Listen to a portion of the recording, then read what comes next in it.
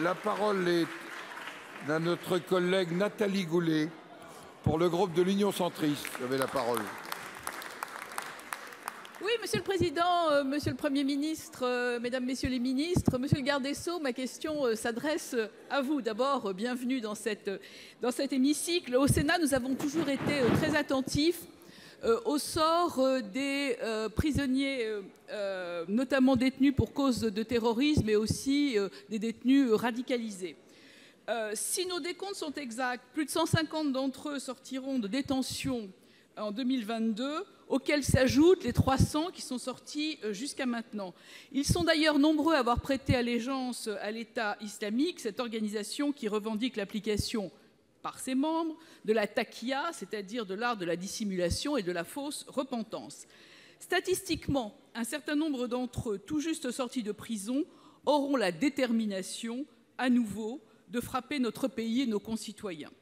Monsieur le ministre, Madame Belloubet a toujours apporté sur ces questions des réponses rassurantes sur le suivi et la sortie des détenus radicalisés, des propos qui, malheureusement, sont restés un peu flous et surtout qui ont manqué de moyens. Alors, j'ai bien entendu que Monsieur le Premier ministre a annoncé des moyens pour la justice ce matin, mais il va falloir faire avec ces moyens et vous avez vu le nombre de questions qui vous sont posées sur l'organisation de la justice.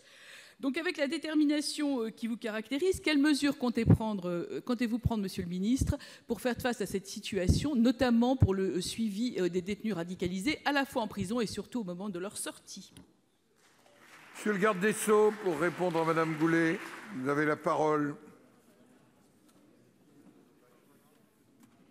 Monsieur le Président, Mesdames, Messieurs les sénateurs, Madame la sénatrice, dans quelques jours, vous le savez sans doute, j'aurai l'honneur de revenir devant vous dans une expression qui sera, je l'espère, un peu plus longue, pour vous faire connaître la position du gouvernement sur la proposition de loi relative aux mesures de sûreté des sortants de prison radicalisés.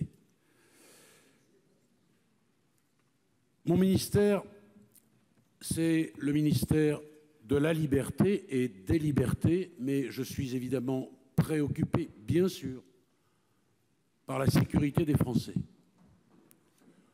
Nous examinerons ce texte, je vous dirai ce que j'en pense. L'équilibre entre la liberté et la sûreté est parfois un équilibre précaire, difficile à trouver, surtout et particulièrement dans une grande démocratie. Ce qui distingue la barbarie de la civilisation, c'est la règle de droit et c'est son application. Sur les chiffres, je veux y revenir un tout petit instant. Voilà ceux qui m'ont été communiqués. 508 détenus prévenus ou condamnés pour terrorisme, 550 de droit commun suivis au titre de la radicalisation, 74 d'entre eux ont bénéficié des récentes mesures de libération anticipée. Il leur restait 2 mois de prison, un peu moins de 2 mois de prison à faire.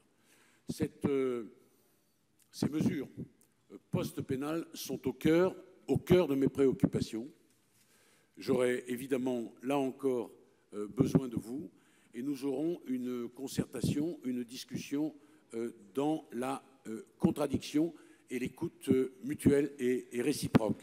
Mais sachez que mon ministère est très proche de toutes ces questions-là, bien sûr. Madame Goulet. Oui, Monsieur le ministre, écoutez, je vous remercie de votre réponse. C'est vrai que dans quelques jours, nous aurons ce texte, mais voyez-vous, si ce texte a été déposé, c'est parce que précisément, il y avait des trous dans le dispositif depuis que les gens sortent et ne sont pas suivis. 12 ans sans jamais d'application du mécanisme de rétention de sûreté et de surveillance de sécurité, le suivi socio-judiciaire à peine appliqué. Donc nous avons besoin évidemment de ces mesures fortes. Nous avons aussi besoin de mesures fortes dans les prisons. Et je vais utiliser les 3 secondes qui me restent pour vous inviter, Monsieur le ministre, à venir visiter la prison de Condé-sur-Sarthe à Alençon, qui est la prison de mon département. Et vous verrez le personnel pénitentiaire qui est en charge des détenus les plus dangereux. Je crois qu'ils seront contents de vous entendre. Merci.